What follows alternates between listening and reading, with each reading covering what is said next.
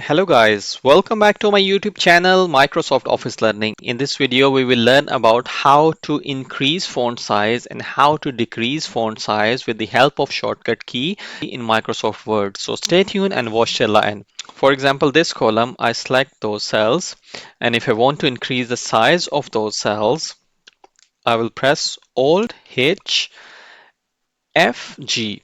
If I press Alt H F G it will increase its size.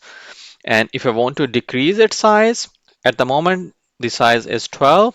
If I want to move back to 11, so I will press Alt H F K. If I press Alt H F K, it will go back to 11 size.